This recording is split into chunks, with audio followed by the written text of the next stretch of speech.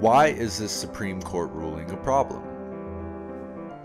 The problem with Citizens United, and money in politics in general, is that it severely challenges the notion of one vote per person.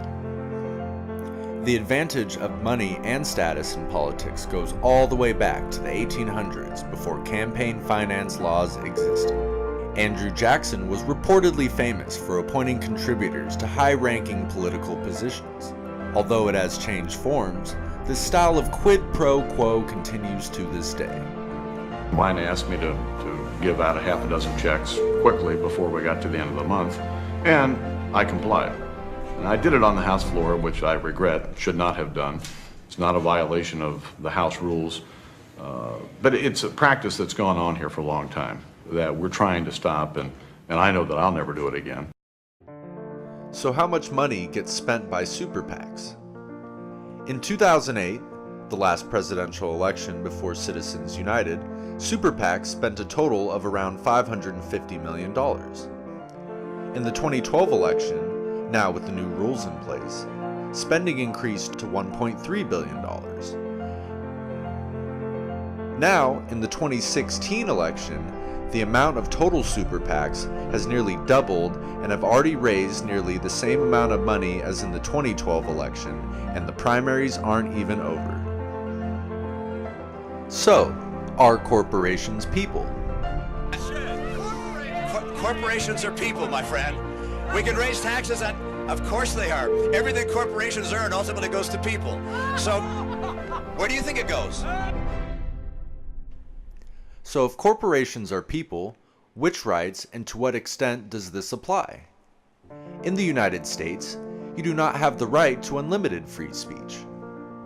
Almost all laws exist as a balance between freedom and negative effects on society. When something is deemed detrimental enough to society, certain rights can be limited by law. For instance, falsely yelling fire in a movie theater or bomb in an airport is not protected by free speech. More examples include defamation and speech that incites crimes or a riot. So even if we agree that corporations are people, and even if we concede that this is a free speech issue, the question is the potential threat to our democracy egregious enough to warrant the use of limiting this free speech? So what do we do about it? A very simple and fair solution would be a system in which every person, and sure, we can include corporations, get a $100 tax credit, with which they could donate to any candidate they want. I get $100. My mom gets $100. BP Oil gets $100. This way, you are welcome to express your freedom of speech, but in a way that levels the playing field. There are two ways around a Supreme Court ruling, the first being adding an amendment that would nullify the Citizens United precedent. This would require 3/4 of the states to ratify the amendment. This method has a very low chance of success. This would require many of the people whose campaigns are financed by PACs to be willing to go out of their way to overturn the ruling. Another way would be to elect a president who would only nominate Supreme Court justices who had changing the Citizens United ruling to be a top priority.